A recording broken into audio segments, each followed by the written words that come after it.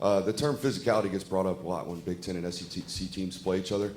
What does that term mean to you, and what does it mean to the success and the winning of this football game? Kirby said, that's the way the game's played. It's the game of football, and you have to play physical. And when you're playing in the CFP, certainly it's going to be the most physical game you've played all season.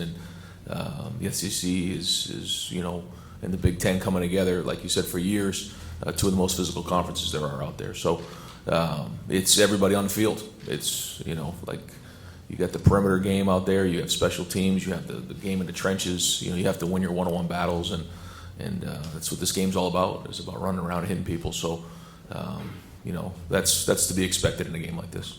All right, we'll take our third row on the far right. Bill Rubino, it's Columbus Dispatch. For Ryan, kind of related to that, you used the term violent a couple times yesterday, which struck me. I get the sense that your team takes that personally, the idea that you feel like you got to prove that physicality, that violence. Can you just kind of address that?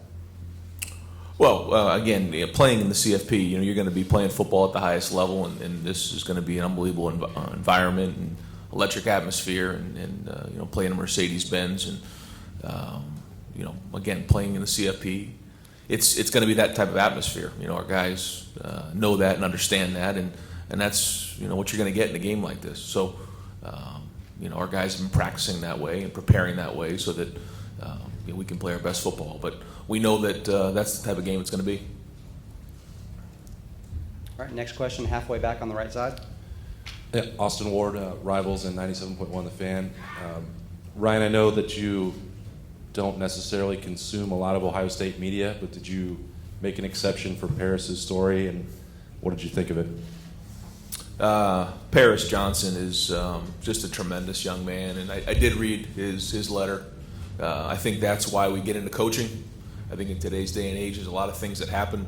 There's a lot that goes into it, but to spend time recruiting Paris, and during that, like he said in his letter, Urban started recruiting him, and then I came in and kind of took it over, and then Paris, and his mom went on that whole journey to go, see a lot of different schools, but ended up back at Ohio State. And then to see his growth, what he's done on the field, off the field, his impact at Ohio State has been tremendous. And that's the reason you get into coaching, is to have an impact on young people, and winning just allows you an opportunity to do that more and more. And, proud of him, and I thought it was well written. All right, next right here in the front row on the right. Evan Kroll, Dogs Daily. This question goes for both coaches. These two programs have a lot of history, and they are often in the same circles, recruit the same caliber of players annually in the top 5, but haven't matched up in a while. What does it mean to both of you to finally be able to step in between the lines and have these programs face off against each other? All right. And I have so much respect for what Kirby's done and what he's built, and winning the national championship last year, and certainly his team's played unbelievable this season. So, when you look at the beginning of the year, you say to yourself, okay, where are we going to see ourselves in December? And this is the exact situation we saw ourselves in, and we knew that Georgia would be right here, and they do an unbelievable job of recruiting and coaching and playing. So, here we are. All right, next question, all the way back on the left side, please. Yes, Dom Tiberi, WBNS TV in Columbus. For both coaches, beginning with you, Coach Day, what concerns you the most with the Georgia defense? On the other side, Coach Smart, what concerns you the most with Ohio State's offense?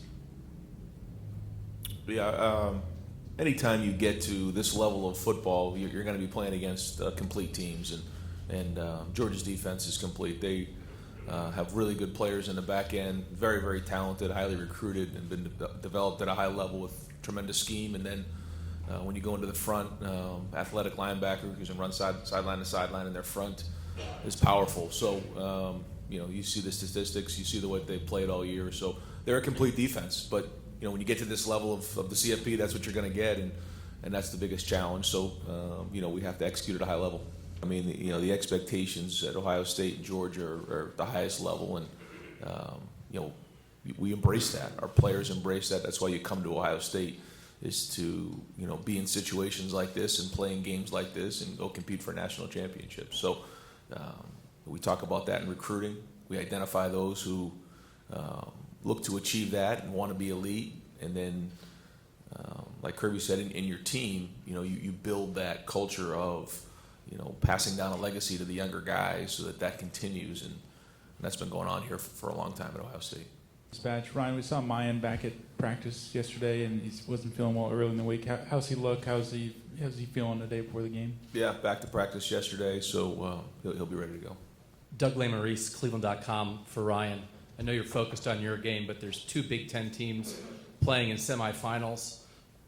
That idea, what have you seen from the Big Ten in your time as a head coach in terms of the overall level of play, and what do you think it means for the Big Ten to have both Ohio State and Michigan in semifinals this year?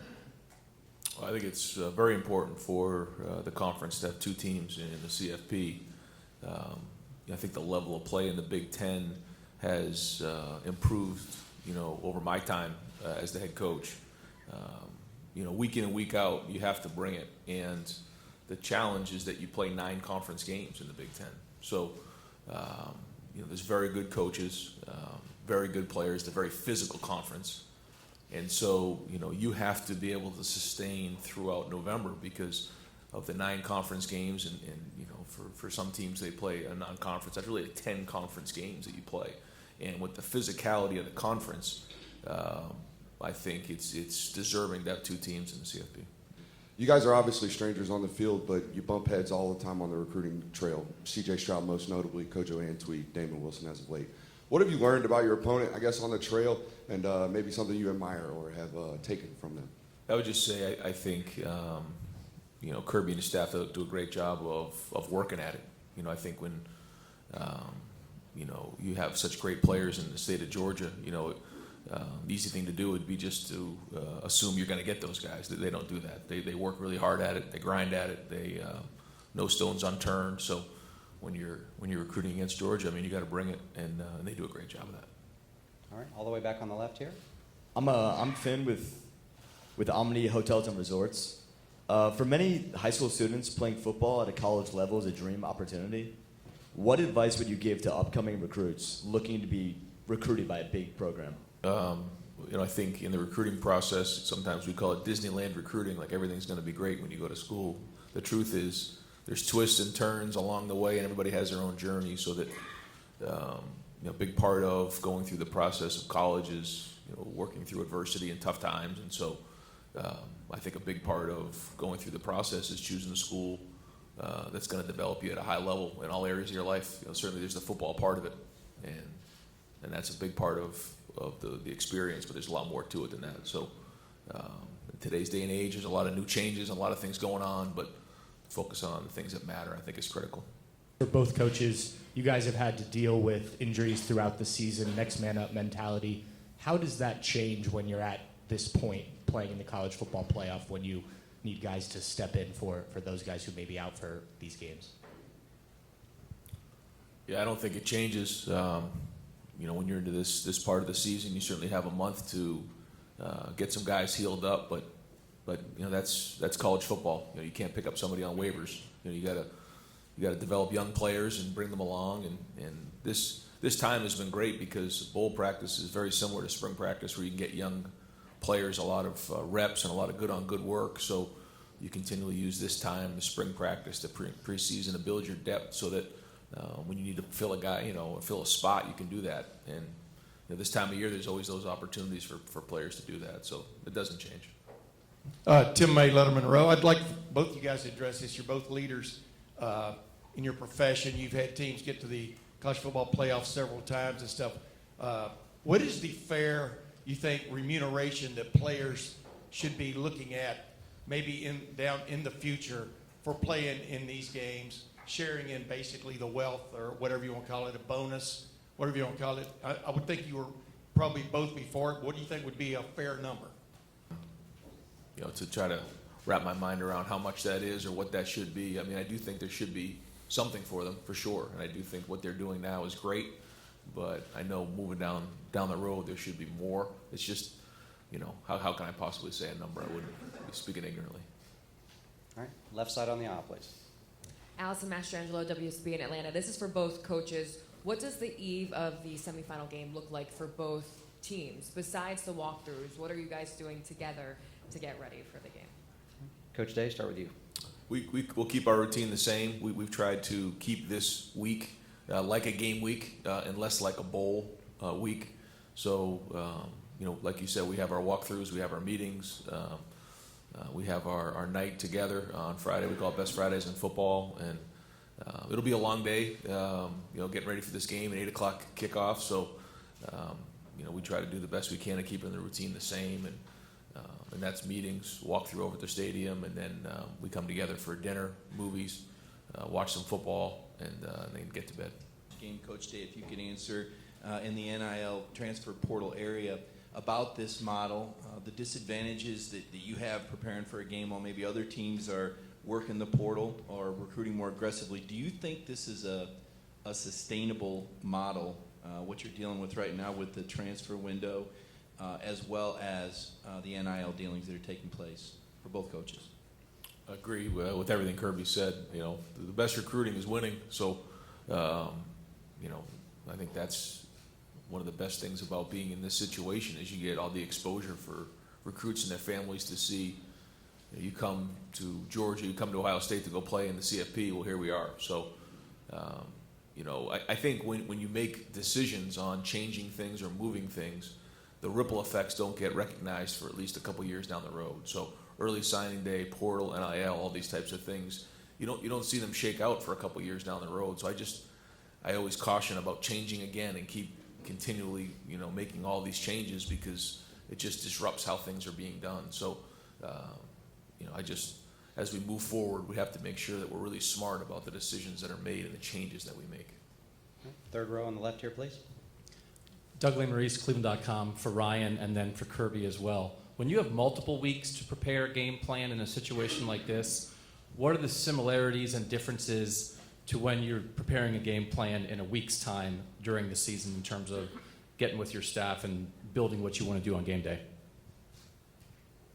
Yeah, for the bowl structure that we use, we spend the first part of the bowl month working on fundamentals and just good on good, and really don't dive into the game plan until we start to get a little bit closer towards the game, and then try to treat it like a game week. You obviously have more time to look at your opponent, get organized, and look at the things that they do. But then you can also get to the point where you can overdo it. It gets similar to the first game of the season. But at the end of the day, it's going to come down to fundamentals and who's going to play harder, who's going to execute, at the highest level. But we try not to, start the game planning too early, because then, you start to, get too much involved with the scouts, and you don't get good on good work because it'll come down to fundamentals.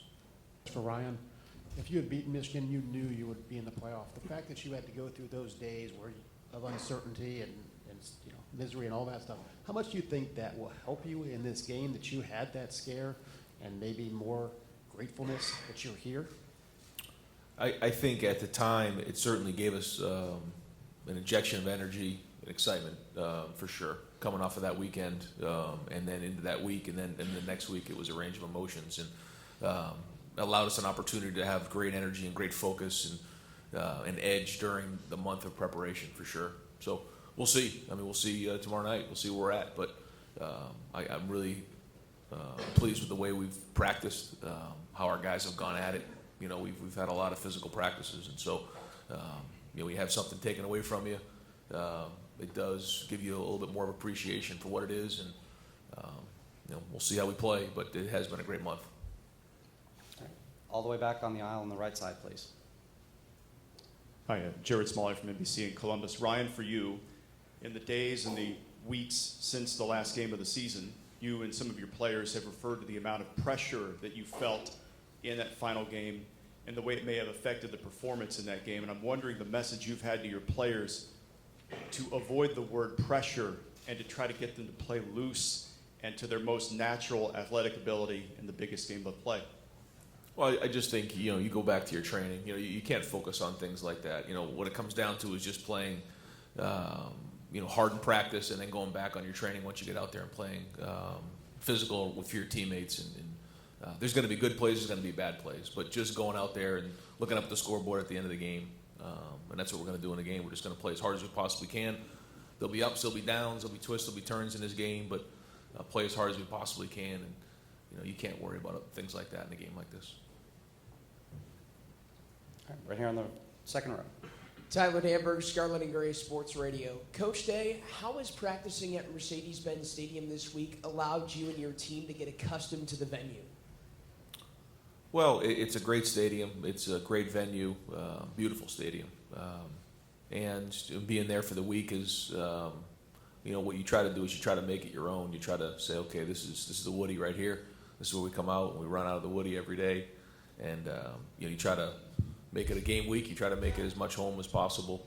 I just think, you practice it indoors for the whole month, and then you go there just throwing and catching, the punts, things like that, the contrast against the ceiling. So it takes a couple days, but other than that, it'll be a lot different with a packed house tomorrow night. For Ryan, just you talked about that, ending the season the way you did, getting to now. Anything that you learned about this team through that process, or any individuals that sort of revealed themselves as being different, or having a new leadership qualities that helped you push to this point?